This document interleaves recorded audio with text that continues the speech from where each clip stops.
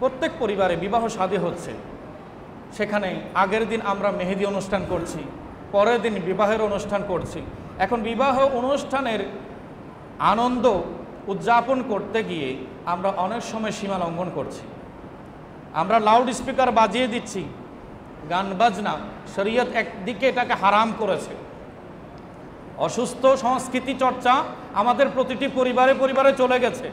সেখানে লাউড স্পিকারে গান বাজনা হচ্ছে, তাহলে সেখানে অশ্লীল গান বাজনা, এটা শরীয়তে হারাম। অপরদিকে আপনি স্পিকারটাকে লাউড করে দিলেন, আওয়াজ কি শুধু আপনার ঘরে নাকি প্রতিবেশীর ঘরেও যাচ্ছে? একটু কথা বলেন না। প্রতিবেশীর ঘরেও চলে যাচ্ছে। পুরো মহল্লাকে আপনি একেবারে কম্পনের মধ্যে রেখেছেন, মনে হচ্ছে যেন ভূমিকম্প হচ্ছে।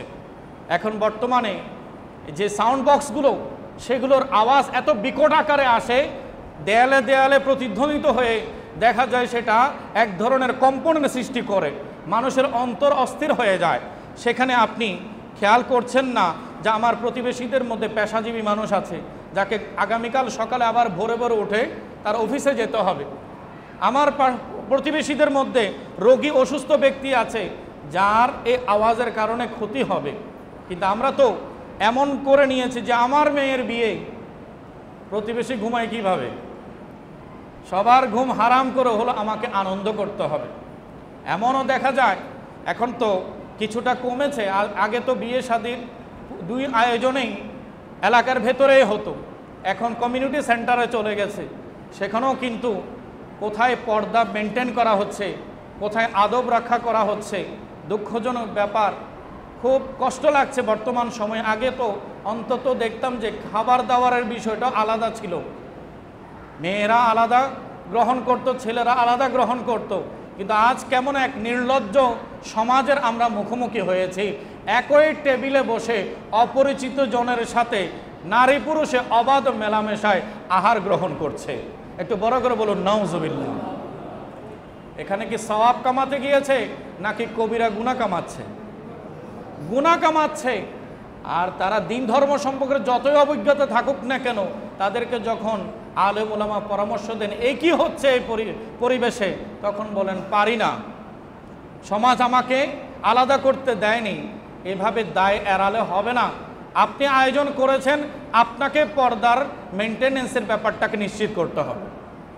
আপনার মেহমানকে আপনি যেভাবে আপ্যায়ন করবেন, যেভাবে ওয়েলকাম করবেন, আপনার মেহমান সেভাবে গ্রহণ করবে। মেহমান তো ইচ্ছে মাফিক আপনার বিরুদ্ধে গিয়ে আচরণ দেখাবে না, কারণ তারও একটা ব্যক্তিত্ব আছে। কিন্তু আজ দুঃখ লাগছে, আশেপাশে কমিউনিটি সেন্টার সবগুলোর অবস্থা একই, এবং ছেলে মেয়ে দুটোকে একসাথে স্টেজের মধ্যে বসিয়ে দিয়ে মানুষের সামনে ডিসপ্লেতে দেওয়া হয়েছে। ফটো শ্যুট করছে, ফটো সেশন করছে, অপরিচিত ছেলে এসে আপনার ঘরের ইজ্জত নিয়ে ছিনেমিনি খেলছে। মেয়েটা কিভাবে বসবে, কোন অ্যাঙ্গেলে বসবে, কিভাবে পোজ দিবে, ছেলেটাকেও শিখিয়ে দিচ্ছে, মেয়েটাকেও শিখিয়ে দিচ্ছে। এবং এমন অনেক অপ্রীতিকর ঘটনার আমরা সাক্ষী হয়ে যাচ্ছি। দেখা যাচ্ছে ফটোগ্রাফার গিয়ে আপনার ঘরের ইজ্জত ওই মেয়ের গায়ের কাপড়ের অ্যাঙ্গেল ঠিক করে দিচ্ছে। একটু বড় করে বলেন না নাউজুবিল্লাহ। এটা কি মুসলিম সোসাইটির কাজ হতে পারে? মুসলিম পরিবারের আদর্শ কি হতে পারে? আমরা আকদটা মসজিদে করছি আল্লাহ আল্লাহ রসুলকে হাজির নাজির জেনে, আল্লাহর কলেমা পড়ে, মুসলমান জেনে, এবং ওই মেয়ের জন্য একটা মোহরানা নির্ধারণ করছে। বলছে যে শরীয়ত মোতাবেক তার হক হচ্ছে তাকে মোহরানা দেয়া। এবার আপনার কাছে জিজ্ঞাসা, ওই মেয়েকে পর্দার বিধান দেয়া এটা কি শরীয়তের হক নয়? ওই মেয়েটাকে নিয়ে শরীয়ত মোতাবেক আয়োজন ইন্তজাম করা সেটা কি শরীয়তের হক ছিল না? কিন্তু আমরা সেটা ভুলে গেছি। শুধুমাত্র নামমাত্র ওই মোহরানা পর্যন্ত আমাদের শরীয়ত মনে করি, এরপরে আমাদের কোনো দায়িত্ব আছে বলে আমরা সেদিকে কোনো নজর দিচ্ছি না। মনে কষ্ট নেবেন না, সবার জীবনে এগুলো কোনো না কোনোভাবে এসে পড়ছে।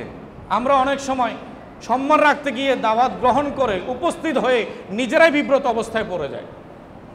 একজন আলেম হয়ে আমি নিজের কথা বলছি, আমরা নিজেরা বিব্রত অবস্থায় পড়ে যাই, এবং যিনি ইনভাইট করেছেন ওনার আত্মসম্মানের দিকে তাকিয়ে চোখ নিচু করে আমাদেরকে গ্রহণ করে আসতে হয়।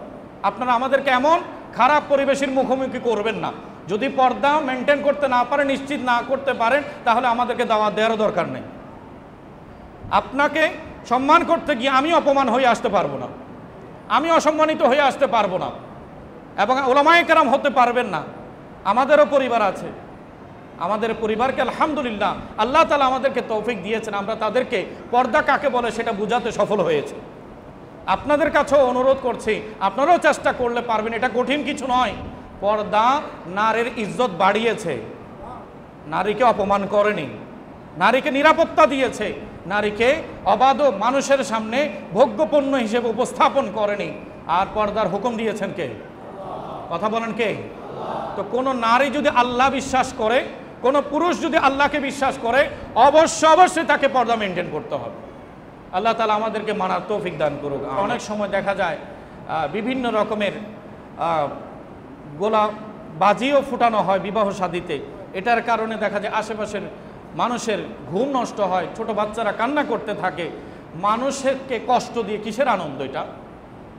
মানুষের ঘুম নষ্ট করে, মানুষের শারীরিক অবনতি ঘটিয়ে, মানুষের অসুস্থতা বাড়িয়ে, কারো অনেকের হার্টের রোগী আছেন, এই বিকট আওয়াজের কারণে তারা হার্ট ফেলিওর হয়ে সে মারাও যেতে পারে।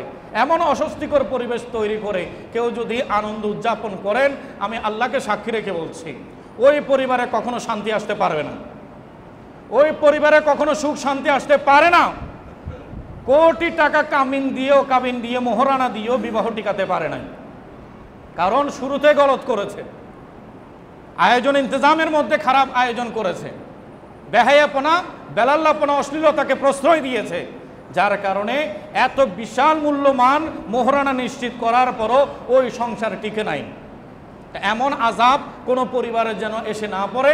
আল্লাহ তাআলা আমাদের প্রত্যেকটি পরিবারের সদস্যকে, বিশেষ করে আমি নওজওয়ান ভাইদেরকে বলবো, আপনাদের দায়িত্ব, আপনারা আজ যারা শাদী করেছেন, আগামীতে যারা শাদী করবেন, আপনাদের দায়িত্ব আপনাদের স্ত্রীর মাধ্যমে আপনাদের পবিত্র প্রজন্ম দুনিয়াতে আসবে। তাই ইসলামী শরিয়া বলা হয়েছে, স্ত্রী নির্বাচন করার ক্ষেত্রে, বিবাহ শাদীর ক্ষেত্রে পবিত্রতাটাকে গুরুত্ব দিতে হবে। যদি আপনার সূচনাটা অপবিত্র হয়ে যায়, পুরো জীবনটা অপবিত্রতায় কাটবে। আল্লাহ তাআলা আমাদেরকে সতর্ক থাকার, আল্লাহ তাআলা আমাদেরকে নিরাপদে থাকার তৌফিক দান করুন। আমিন।